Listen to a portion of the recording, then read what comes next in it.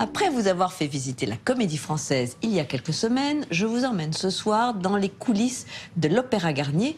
Et c'est sa nouvelle directrice du ballet, Aurélie Dupont, qui nous les dévoile. Des danseurs qui s'échauffent et qui répètent à l'atelier des costumes. Un privilège qu'Entrée Libre vous fait partager.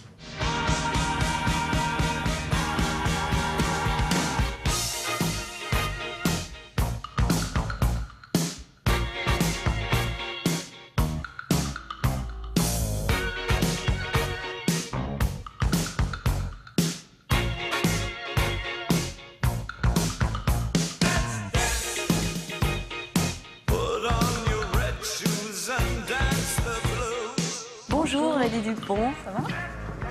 Très bien. Bienvenue. Merci, c'est très gentil de nous accueillir. Alors là, nous sommes dans le foyer de la danse. Oui.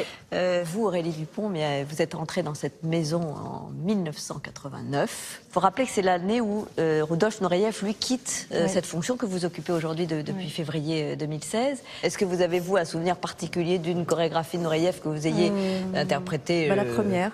Quand j'avais 22 ans, on m'a confié le rôle de Casse-Noisette, de Clara dans Casse-Noisette. Je me souviens de l'après-spectacle et de la difficulté. J'avais eu mal physiquement, j'avais pris conscience de ce que c'était qu'un soliste, qu'un étoile, donc être devant les autres, donner l'exemple, et je vous avoue que j'ai eu peur. Après, vous avez passé première danseuse, car c'est la hiérarchie, il y a des concours chaque année. Et puis, vous êtes nommée étoile en 1998, c'est ici, à l'issue d'une représentation de Don Quichotte. Et là, évidemment, c'est un souvenir... J'étais jeune, j'avais 25 ans.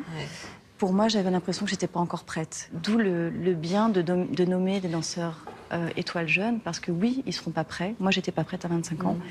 Mais j'ai eu la possibilité de faire une carrière de 17 ans après en tant que danseuse étoile. Et là, ce qui est considérable. Et vous êtes donc à la tête aujourd'hui d'une maison qui comporte combien de danseurs? 154. Et combien d'étoiles? 18. 9 hommes et 9 femmes.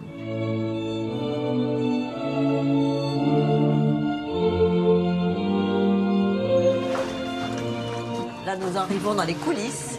Donc côté jardin. Côté jardin. Parce que quand on travaille avec un chorégraphe ou un metteur en scène ou un éclairagiste qui est dans la salle, quand il vous dit mettez-vous sur votre gauche, vous naturellement vous allez aller sur votre gauche. Qui n'est pas sa gauche à lui. C'est pas sa gauche à lui. Voilà. Donc il jardin, faut bien des repères, repères et pour tous les théâtres, c'est comme ça. Jardin c'est à droite et côté cœur, c'est côté court. Voilà. Donc ça va être Bella Figura. Et on voit très bien la salle qui est évidemment magnifique. Moi, je suis toujours émue. En fait, j'ai l'impression parfois d'être ici depuis 1000 ans. Oui. Et j'ai l'impression de redécouvrir tous les jours. C'est vraiment un doux mélange à chaque fois d'émerveillement ou de détails que je n'avais pas remarqués. Et puis maintenant de fierté parce que je me dis que voilà, c'est un peu votre... C'est un peu à moi. Alors moi, j'ai le souvenir de vos adieux dans cette magnifique histoire de Manon. Évidemment, c'était un très, très grand moment. Vous étiez là. C'était un grand moment. 25 minutes d'applaudissements. Ah ouais, c'était dingue.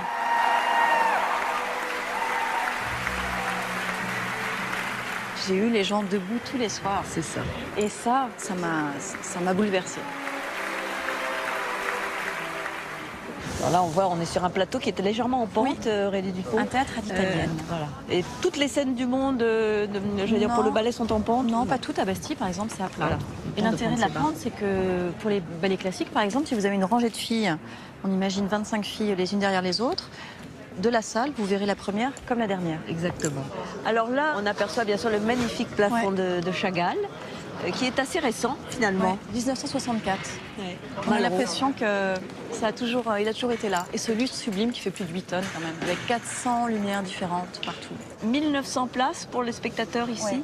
Une salle, évidemment, Napoléon III, Second Empire, mais qui a vu tant de choses, à la fois contemporaines, le lyrique, le ballet. C'est tout de même une maison unique. Charles Garnier. Il avait 35 ans. Il était si jeune, voilà, oui. Incroyable. Il avait répondu à un appel d'offres et il a gagné le concours contre toute attente. Et il nous fait ce bâtiment magnifique. On entend quelques mesures du Stabat-Mater de Pergolèse. Je crois qu'il va falloir y aller, ou alors on va nous virer. On va les laisser travailler. On va les laisser travailler. Bonjour.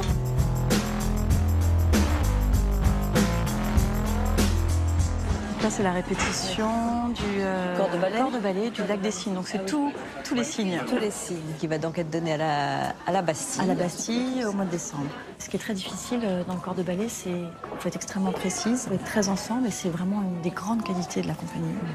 Parce que finalement, elles se ressemblent pas. Et quand on les voit en scène, on a l'impression que c'est les mêmes. Donc c'est vraiment une qualité incroyable d'attention, de regard, de vérifier les lignes, les diagonales, tout ça, le mouvement de main et tout ça.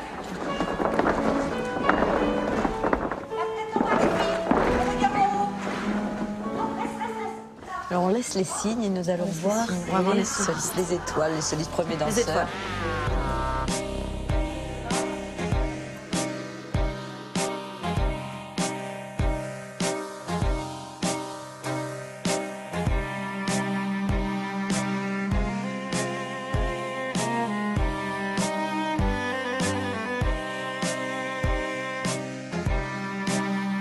Voilà, est-ce que tu sais qu'il y a des ruches sur le toit? Oh, ils ont bougé les ruches. Car il y a des ruches sur le toit de l'Opéra. Ouais. Et le miel est bon, hein? Et voilà, c'est très écologique. Ouais, c'est ça. À quand les légumes sur les toits de l'Opéra? Alors là, c'est vraiment un endroit que j'adore. L'atelier des costumes. Atelier costumes.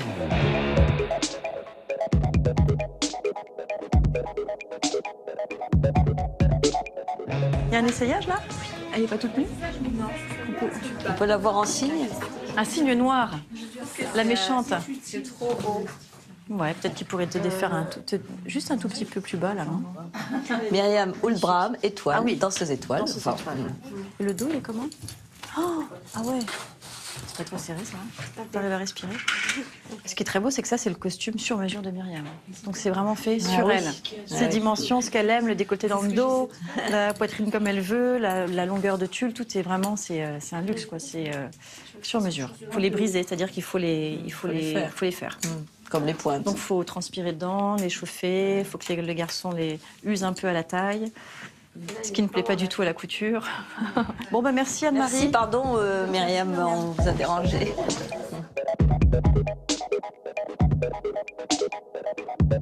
C'est toi ça? Ouais, c'est moi. Non. Alors ça, c'est l'affiche du Sacre du Printemps de Pina Bausch, évidemment. Ça a été une sorte de révélation aussi, d'une certaine façon. Ouais. Elle m'a révélé. Parfois dans la vie, il y a des gens que vous rencontrez qui arrivent, comme le Messie, et qui tout d'un coup vous délivrent de ces boulets que vous traînez depuis des années. D'une certaine façon, elle m'a permis de m'autoriser à danser comme j'avais envie de danser et à prendre un chemin dont je rêvais. Alors là, on arrive dans quelque chose de tout en bois. Ouais, la pluie de tutus. Ah ouais. Alors, les tutus sont disposés comme ça parce que ça ne les abîme pas, hein Xavier? Oui. C'est mieux de les suspendre par la culotte finalement que de les suspendre par les élastiques où tout d'un coup après tu te retrouves... garder leur forme le plus longtemps possible. Ouais. Alors ça, c'est des défis. Alors, les maquettes de Christian Lacroix pour le songe d'une nuit d'été. Ça va être une très belle production, une chorégraphie de Balanchine. Ce sera l'année prochaine, en 2017. Oui, à Bastille, en février-mars. Là, je découvre ce que c'est en tant que directrice d'avoir Christian Lacroix qui arrive, qui me présente ses maquettes, qui me dit qu'est-ce que t'en penses. Alors, est-ce que tu penses qu'il faudrait mettre plus de bleu, plus de rose, plus de fleurs, plus d'arbres, plus de... Et les costumes, qu'est-ce que tu préfères? Quand tu essaies un costume comme ça, c'est le rôle du méchant, tu vois. Oui. Et là, tout d'un coup, mais bah ouais, ton personnage, là, tu commences, il se passe quelque chose. C'est-à-dire que tu dis, ah oui, c'est ça que je vais porter, les épaulettes sont comme ça. Tu commences à incarner ton personnage au moment où tu essaies ton costume.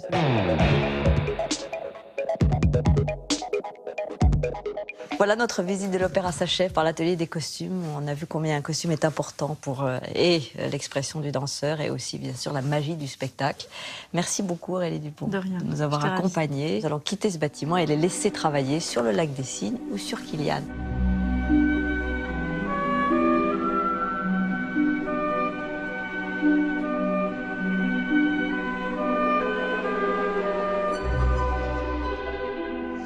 Et merci beaucoup à David Caillon et Stéphane Cornic qui m'ont accompagné pendant toute cette visite.